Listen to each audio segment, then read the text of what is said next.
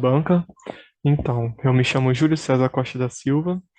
Atualmente eu pertenço ao Laboratório de Imunofisiologia e Imunopatologia dos Linfócitos T, Lilith, sob supervisão da professora doutora Cleonice Alves de Melo Bento. Hoje eu venho discutir acerca do trabalho a respeito da leptina, mas a leptina favorecendo o desequilíbrio do subconjunto de células TH17 T-reguladoras associadas com a gravidade da asma alérgica. Então, dito isso, a cronologia da nossa apresentação ela está baseada em quatro pilares. A primeira, a introdução de conceitos. Segunda, a metodologia aplicada no estudo. A terceira, resultados de discussão. E a quarta, as considerações finais. Bom, a respeito da asma alérgica, é importante destacar em primeiro momento o que seria a alergia. E dito isso, junto com a alergia, a reação de hipersensibilidade. Dessa maneira, nós temos que a alergia ela ocorre em determinados indivíduos, os quais possuem predisposição a fomentar uma resposta imunológica contra substâncias inócuas presentes no ambiente. Essas substâncias inócuas são denominadas de alérgenas, podendo ser elas como, por exemplo, grão de pólen, ácaro presente na poeira e por aí vai. Então, dessa maneira, nós temos que no primeiro contato do indivíduo, esse sistema chamado de sensibilização, a célula dendrítica vai captar esse alérgeno, e ela vai processar esse alérgeno, vai apresentar esse alérgeno às células T naïve no linfonodo, onde essas células T naïve, também denominadas de virgens, elas irão se estratificar em dois tipos de grupos: TH2, uma resposta alérgica, e também T foliculares. Dito isso, essas células T foliculares, elas irão migrar para uma região específica do linfonodo, o qual elas vão encontrar as células B, as quais já captaram esse antígeno previamente, e ali elas vão fomentar uma interação via CD40, CD40 ligante, ICOS, ICOS-L, e essa interação ela irá fomentar uma troca de isotipo, uma troca de cadeia na imunoglobulina, fazendo com que essa imunoglobulina agora seja uma IgE.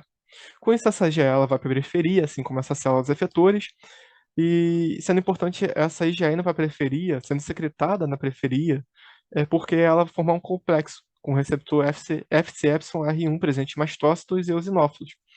E esse complexo, em um segundo momento, quando reconhecer o antígeno, ele vai ser responsável por degranular esses mastócitos, liberando assim mediadores lipídicos e as aminas vasoativas, a- é, como por exemplo o fator de ativador plaquetário, prostaglandinas, leucotrienos, havendo assim a broncoconstrição, secreção de muco, vasodilatação, quimiotaxia e adesão. Já na fase tardia da hipersensibilidade, nós temos que acelerar se diferenciar do primeiro momento, porque no primeiro momento nós temos a hipersensibilidade do tipo 1, ou seja, aquela que rapidamente ocorre quando há um segundo contato de indivíduo. Já a fase tardia ela ocorre por meio do recrutamento de células efetoras. Então, além dessa resposta aqui montada na fase aguda, nós teremos o recrutamento de células efetoras, aumentando assim um percentual dessas células.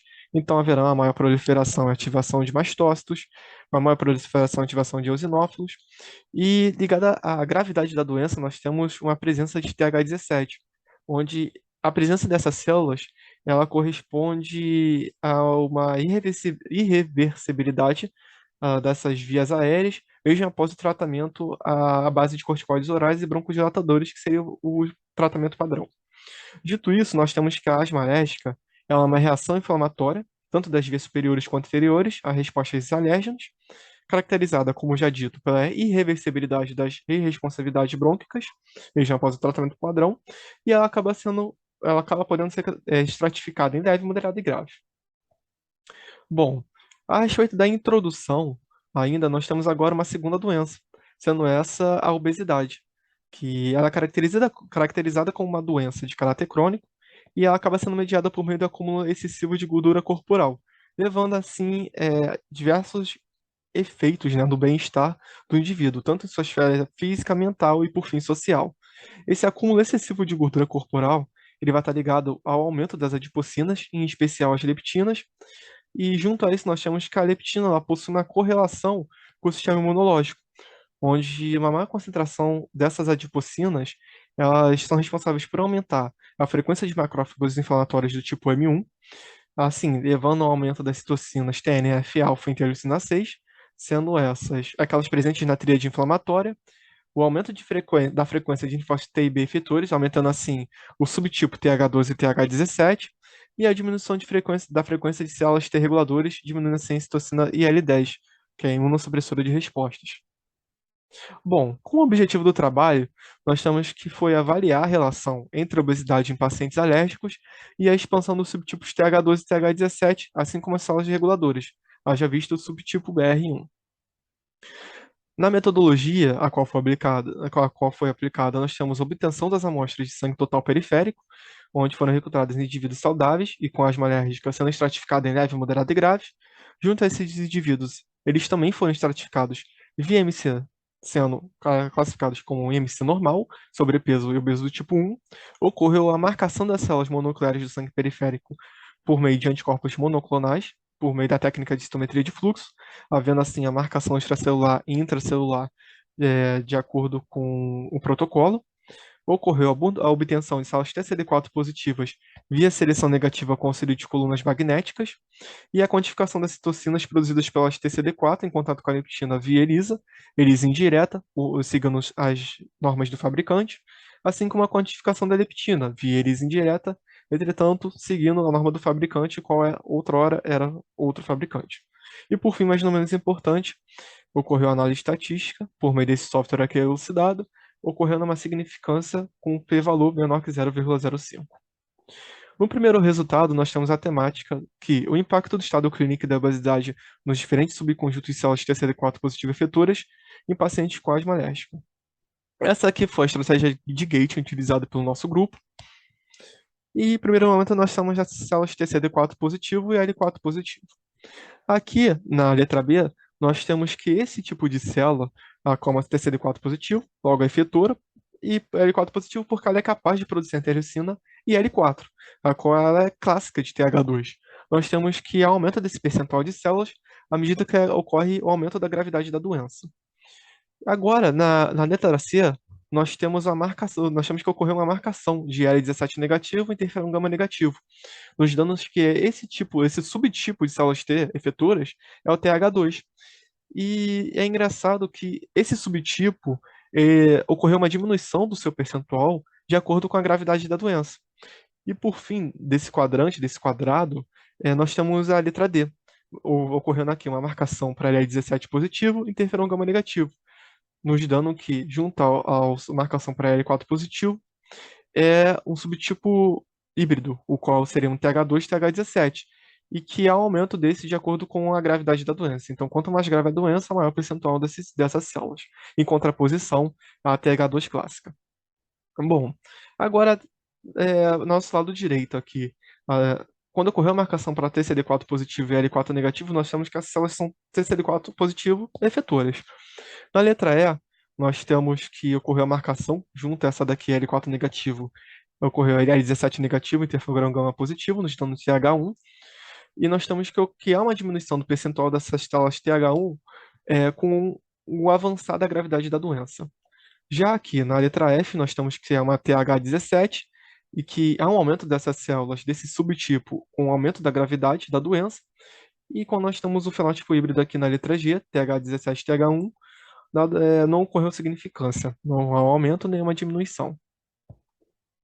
Bom, relacionando agora a gravidade da doença junto ao aumento do IMC dos indivíduos, onde nós temos indivíduos magros, sobrepesos e obesos, nós estamos como seguinte resultado, que tanto o aumento da gravidade da doença quanto do IMC levando à obesidade de tipo 1, elas acabam acarretando em um aumento do percentual, tanto do subtipo de células TH2, TH17, quanto do subtipo TH17, em contraposição ao subtipo TH2 clássico e TH1.